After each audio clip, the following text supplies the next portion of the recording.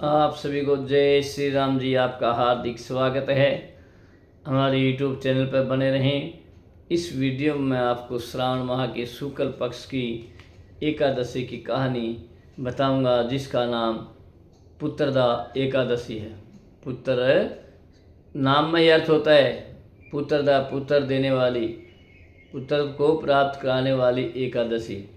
तो इस कहानी में सुनिए, बड़ी अच्छी कहानी है। युधिष्ठिर ने पूछा, भगवान अब आप मुझे श्रावण माह के शुक्ल पक्षी एकादशी की कथा सुनाइए। इस एकादशी का नाम तथा इसकी विधि क्या है? तो श्री कृष्ण भगवान बोले, राजन, इस कथा के श्रवण मात्र से ही वाजपेयी यज्ञ का फल मिलता है। ये तो आपको मालूम ही है सभी को। कोई भी एकादशी हो, सभी एकादशी में विष्णु भगवान की पूजा की जाती है, रात्रि को जागरण किया जाता है। द्वापर युग के प्रारंभ में माहिष्मतिपुर में महिजीत नाम का एक पुत्रहीन राजा था। कौन था? महिजीत नाम का एक राजा था। उसके संतान नहीं थी, निसंतान था, इसलिए पुत्रहीन राजा कहा गया है। वह सदैव चिंताग्रस्त रहता था। उसे वह राज्य दुखदायी प्रतीत होता था। प्रतीत माने मालूम, वह राज्य उसको दुखदायी मालूम हो रहा था, क्योंकि पुत्र के बिना इस लोक और परलोक में दोनों में सुख नहीं मिलता है। राजा ने पुत्र की प्राप्ति के बहुत यत्न किए, परंतु वह निष्फल हुए। जब वह राजा वृद्ध होने लगा, यानी बुढ़ापा की तरफ जाने लगा, बुढ़ापा आ गया, तो उसकी चिंता और भी ज़्यादा बढ़ने लगी। एक दिन उस राजा ने प्रजा को संबोधित करके कहा, प्रजाजनों, मैंने न तो अपने जीवन में पाप किया है और न अन्यायपूर्वक प्रजा से धन एकत्र किया है, न मैंने कभी देवता और ब्राह्मणों का धन छीना है और न किसी की धरोहर ली है। मैंने प्रजा को सदैव पुत्र की भांति पाला है। मैंने अपराधियों को पुत्र और बांधवों की तरह दंड दिए हैं। मैंने कभी किसी में भेदभाव नहीं किया है, सबको सम्मान दिया है और सबको एक समान माना है। इस प्रकार धर्मयुक्त राज्य करने पर भी मैं इसमें महादुख पा रहा हूँ। सो इसका क्या कारण है, मेरी कुछ भी समझ में नहीं आ रहा है। राजा महिजीत की इस बात को विचार करके मंत्रीगण आदि वन को गए। वन में जाकर उन्होंने बड़े बड़े मुनियों के दर्शन किए। उस स्थान पर वे वयोवृद्ध एवं धर्म के ज्ञाता महर्षि लोमस को यथा योग्य प्रणाम किया और उससे विनय करने लगे, हे देव, हमारे अहोभाग्य हैं कि हमें आपके दर्शन हुए हैं। लोमस ऋषि बोले, आप लोगों की विनय तथा आपके सद्व्यवहार से मैं अत्यंत प्रसन्न हूँ। अब आप मुझे अपने आने का कारण बताइए, मैं आपके कार्य को अपनी शक्ति के अनुसार अवश्य पूरा करूँगा। लोमस ऋषि के ऐसे वचन सुनकर सब मंत्रीगण बोले, हे ऋषि, माहिष्मतिपुर में एक महिजीत नाम के राजा हैं। वह प्रजा का पुत्र की तरह धर्म अनुसार पालन करते हैं, परंतु फिर भी पुत्रहीन है। इससे वह अत्यंत दुखी रहते हैं। हम उनकी ही प्रजा हैं। प्रजा का यह कर्तव्य है कि राजा के सुख में सुख माने और उसके दुख में दुख। हमें उनके पुत्रहीन होने का कारण अभी तक प्रतीत नहीं हुआ है। अब जब से हमने आपके दर्शन किए हैं, हमें तो पूर्ण रूप से विश्वास है कि हमारा कष्ट अवश्य ही दूर हो जाएगा। अतः अब आप हमको राजा के पुत्र होने का कोई उपाय बताएं। लोमस ऋषि बोले। एक क्षण में उन्होंने सोचा, विचार किया, अपनी दोनों आंखें बंद करके और ध्यान लगाया। ध्यान लगा करके क्या देखते हैं? उसके पिछले जन्म देखते हैं राजा के। भाई पुत्र संतान इसका क्यों नहीं हुआ, क्या कारण है? तो उसने क्या किया, आंखें बंद किए, पूर्व जन्म का विचार करने लगे। विचार करके बोले, प्रजावृंद, राजा महिजीत पिछले जन्म में अत्यंत निर्धन और बुरे कर्म किया करता था। यह एक गांव से दूसरे गांव में घूमता था। एक बार ज्येष्ठ मास के शुक्ल पक्ष की द्वादशी के दिन यह 2 दिन से भूखा था।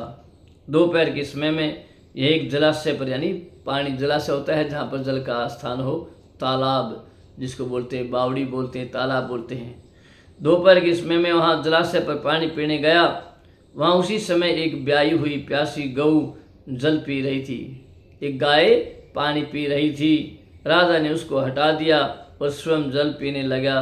इसलिए राजा को यह दुख भोगने पड़ रहे हैं। एकादशी के दिन भूखा रहने से उसको राज्य प्राप्त हुआ, परंतु प्यासी गौ को हटाने से पुत्र के वियोग का दुख भोगना पड़ा। मंत्रीगण बोले, महर्षि, शास्त्रों में ऐसा लिखा है कि पुण्य से पाप नष्ट हो जाते हैं, इसलिए कृपा करके आप राजा के पूर्व जन्म के पाप नष्ट होने का उपाय बताएं, क्योंकि इस पाप के क्षय होने से पुत्र रत्न की प्राप्ति अवश्य होगी। लोमश ऋषि बोले, प्रजाजनों, यदि श्रावण माह की शुक्ल पक्ष की पुत्रदा एकादशी को तुम सब लोग व्रत करो और रात्रि को जागरण करो और उस व्रत का फल राजा को प्रदान कर दो, तो तुम्हारे राजा को पुत्र रत्न अवश्य होगा, पुत्र रत्न प्राप्त हो जाएगा।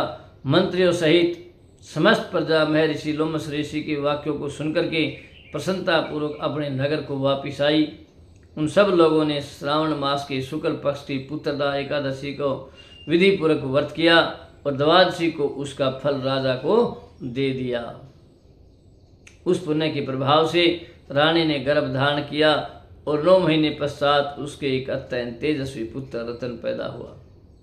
हे राजन, इसलिए इस एकादशी का नाम पुत्रदा एकादशी पड़ा। जो मनुष्य पुत्र रत्न को प्राप्त करना चाहते हैं उन्हें इस एकादशी का विधि पूर्वक व्रत करना चाहिए। इस व्रत के प्रभाव से इस लोक में सुख और परलोक में स्वर्ग मिलता है। तो कथा का सार तो आप समझ ही गए होंगे। कथा का सार बताता हूँ मैं, क्योंकि राजा ने क्या कर्म किया था जिससे उसके संतान नहीं हुई। नहीं तो अपने बच्चों की भांति और परिवार की भांति एक राज्य करने वाला राजा, उसको संतान नहीं हुई। पिछले जन्म में आपने पता है उसने पानी पीती हुई गाय को वहाँ तालाब से हटा दिया था, जलाशय से। एक ऐसा हमें मालूम नहीं होता पाप करते वक्त एक छोटा सा छोटा भी कर्म हमारे को बहुत बड़ा कष्ट दे सकता है। तो इसलिए इंसान ने सबसे पहले तो यही हमारा धर्म बनता है, यही हमारा कर्तव्य बनता है, यही हमारा यज्ञ के समान होता है कि हम कोई भी पाप कर्म न करें, पाप कर्म से बचें, क्योंकि कर्म तो हमारा पीछा छोड़ेगा नहीं। कर्म कोई भी करो, जैसी करनी वैसी भरनी, ये हमारा वेदों का शास्त्रों का प्रमाण है।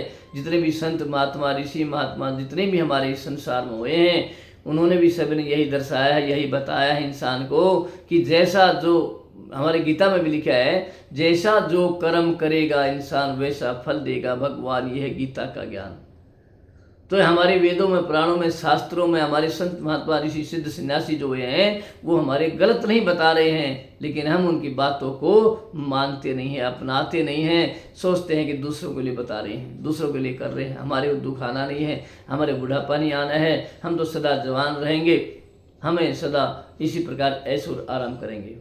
लेकिन आपको ज्ञात है कि समय कभी किसी का बराबर नहीं होता है। समय बड़ा बलवान होता है, तो बड़ा सोच समझ के, मानव जीवन छोटा भी नहीं है और मानव जीवन इतना बड़ा भी नहीं है। एक एक कदम हम सोच समझ के चलेंगे, एक एक कार्य हम सोच समझ के करेंगे, तब जा कर के हमारा जीवन सफल होता है। तो इस कथा का सार आप समझ गए होंगे। पाप कर्म से बचना है। फिर मैं आपको बताऊँ, पाप करते समय मनुष्य नहीं सोचता कि वह क्या कर रहा है, किंतु शास्त्रों में विदित होता है कि व्यक्ति का छोटा सा पाप भी इस महान कष्ट भोगने को उसे विवश कर देता है। जिस प्रकार से राजा ने तो गाय को ही हटाया था, और कुछ लोग ऐसे भी होते हैं जो पशुओं को मारते हैं, हिंसा करते हैं, उनका क्या हाल होगा। अरे राजा ने तो पानी पीते हुई गाय को ही हटाया था, इसलिए उसको संतान नहीं हुई। और जो नित्य जो पाप करता है, हिंसा करता है, मारता है, जीवों को मार करके खाता है, उसका क्या हाल होगा। क्या कभी सोचा है आपने? जिस प्रकार से कहते हैं बोलो, बकरी पाती खाते ताकि काटी खाल, बकरी पाती खाते ताकि काटी खाल, और जो बकरी को खाते ताका क्या हाल। अरे जो बकरी तुझे पत्ताए खाया था और वो उसका ये हाल कर दिया, और जो बकरी को ही मार के खाएगा तो उसका क्या हाल होगा। कभी सोचा है इंसान ने? ये सोचना चाहिए, नहीं तो हमारे में पशुओं में क्या फर्क रह जाएगा। इंसान को बुद्धि दी है, पंच तत्व का पुतला है, बाकी में सभी 5 किसी में नहीं, लेकिन मनुष्य में ही हैं। तो इसलिए इंसान ने सोच समझ करके अपने मानव जीवन को सफल बनाना चाहिए। शास्त्रों में ज्ञात है कि व्यक्ति का छोटा सा पाप कर्म भी उसको फल भोगने के लिए विवश कर देता है। अतः मनुष्य को पाप से डरना चाहिए, क्योंकि पाप नामक यह राक्षस जन्म जन्मांतर तक उसका पीछा नहीं छोड़ता। एक जन्म नहीं, आपने बढ़िया कहानी सुनी है, हमारे इतिहास में देखा है, इतिहास भरे पड़े हैं। आपने देखे हो धर्मराज, वो था अपने धृतराष्ट्र था, धृतराष्ट्र को आपने देखा होगा, उसको याद थे 105 जन्म याद थे कि मैंने कोई पाप करूँगा फिर मैं अंधा क्यों हूँ। तो हमें पता नहीं हजारों जन्म ले रखे हैं, जन्मों जन्मों में क्यों ये पाप कर्म हमारे इस वक्त हम भोग रहे हैं। तो इस वक्त तो कम से कम हमें ख्याल रखना चाहिए।